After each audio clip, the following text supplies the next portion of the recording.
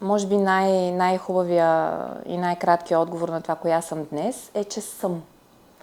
Просто съм. И се сещам за една будистка практика, Куан, в която за да можеш да се свържеш на по-дълбоко ниво със себе си, трябва да си задаваш до откат един и същ въпрос.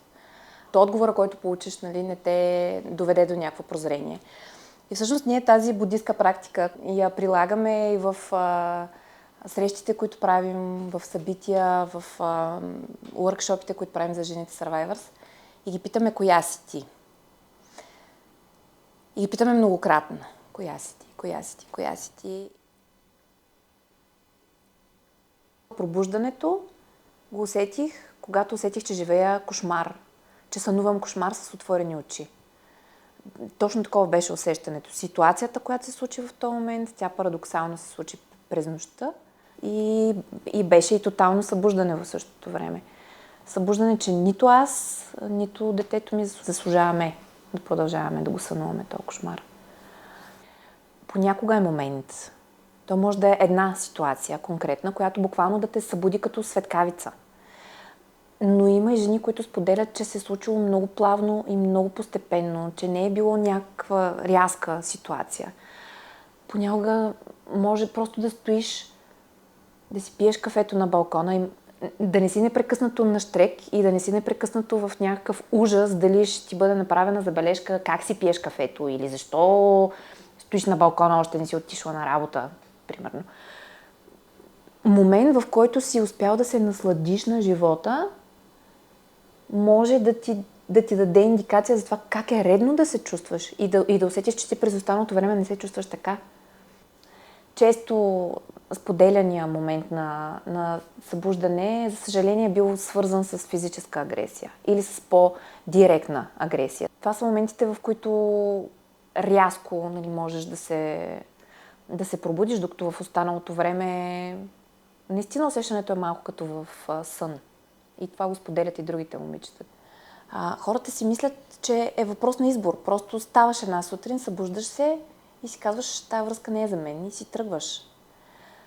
Може би най-голямото неразбиране се корени именно там, че ти не си тръгваш от насилник. Ти си тръгваш от разбита мечта.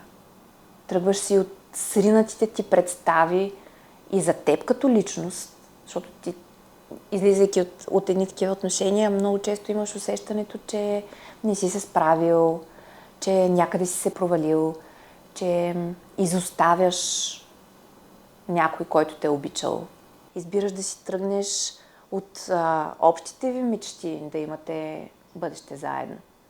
Избираш да си тръгнеш дори от рутината, в която макар и да има насилие, това си е вашата рутина. При мен тръгването, както и при всички жени, всъщност то се случва на етапи и се случва няколко пъти вътре в теб. Ти първо трябва да си тръгнеш вътрешно и да скъсаш с мисълта. Трябва да си тръгнеш емоционално и ментално, преди да си тръгнеш физически. Чисто статистически цифрите показват, че една жена си тръгва физически 8 пъти. Физически. В моя случай физическото тръгване беше само едно и беше завинаги. Но вътре в себе си съм си тръгвала вероятно повече от 8 пъти. Докато взема решението вече за физическото тръгване. Първият момент осъзнаваш как от тук нататък нищо няма да бъде същото. И усещаш празнота дори защото вече няма от какво да се страхуваш. И трябва те първа да изграждаш цялата си рутина, дори ако щеш да съграждаш себе си, собствената си личност наново, защото ти си тръгнал от старата си версия. Така че един тотален скок в неизвестното е. Но хубав скок. Наистина не знаех какво предстои. И се чувствах наистина много загубена. Помогна ми Improve и това, което ми казаха тогава. Не си сама. Това да не се чувстваш сам в страха си, в болката си, в очакванията си, в спомените си. Просто да не си сам. Това да знаеш, че има много други като теб, които са преминали или продължават да преминават по този път. Да знаеш, че към теб е протегната ръка и от теб просто единственото, което си иска, е да я хванеш тази ръка. Тогава е много ценно някой да те подпре, някой да те хване да не паднеш. И да ти каже, спокойно, сега наистина е трудно и наистина изглежда много страшно, но вярвай, бъди сигурен, че ще дойде момент, в който просто ще го погледнеш това назад и даже ще му се и усмихнеш. Около жертвите на домашно насилие в България има гигантска стигма. Това абсолютно не е тайна за никой. И като казвам стигма, нямам предвид само осъждане. Има много страх, има и много мълчание. Хората се страхуват, дори когато стават свидетели на такава ситуация, да се намесят, да говорят, да назоват. Може би много хора не си дават сметка, че много от жените Survivors никога не са се чувствали жертви. Аз лично никога не съм се смятала за жертва. Абсолютно и до ден днешен продължавам да гледам на понятието жертва наистина като на състояние. Да, нещо ти се случва, обаче оставаш ли в това състояние или си тръгваш? Жертва за мен, жертви са животните в природата, нали, когато хищника ги нападне и те нямат правото да се защитят. Жертви са ужасяващите случаи на жени, за които чуваме в новините. Това е единственият момент, когато наистина си жертва, когато не можеш да промениш обстоятелствата, когато ти бъде отнет живота. Във всички останали ситуации ти имаш право на избор. Дали да останеш в тези обстоятелства, дали да позволиш това, че си станал потърпевш в дадена ситуация, да те определя. И това преживяване, ако позволиш да те определя и занапред, това те задържа в ролята на жертва. Но много от жените, които се свързват с нас, те никога не са вярвали, че са жертви. Никога не са смятали, че трябва да останат в тази роля. Но пък тук идва разликата между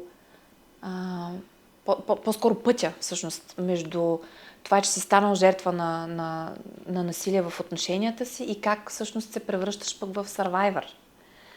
Нали, този път от едното до другото, той съдържа всъщност най-голямата сила в себе си. Там е отговора на това как излизаш. И как излизаш, като осъзнаеш, че имаш право на избор. Като осъзнаеш, че свободата ти е абсолютно изконно твое човешко право. И че не е нужно да се оправдаваш за това, че си решил да бъдеш щастлив. Survivor за мен днес не означава същото, което е означавало преди, когато се присъединих към общността на жените Survivors, при всички положения. От една страна заради моя си личен път и от друга страна, защото наблюдавам и работя с толкова много жени, които пред очите ми се превръщат в Survivor и осъзнават своята сила и разцъфтяват. Survivor мога да го определя като не някой, който е оцелял, а някой, който е избрал да живее. Някой, който е преминал през много голяма тъмнина, излязъл е от нея, но не е позволил това да му загаси личната светлина. И излизайки от тази тъмнина, свети по-ярко от всякога. И всъщност огромна част от жените Survivors, това, което правят с тази светлина, е да я предават и на другите. Така че Survivor съдържа в себе си толкова много тъмнина и толкова много светлина, но това го осъзнавам днес. Сега съм безкрайно благодарна, че имам и този си опит и в работата, за да го виждам и за да може този образ на жената Survivor да е толкова пълнокръвен. Това са жените Survivors. Можеш.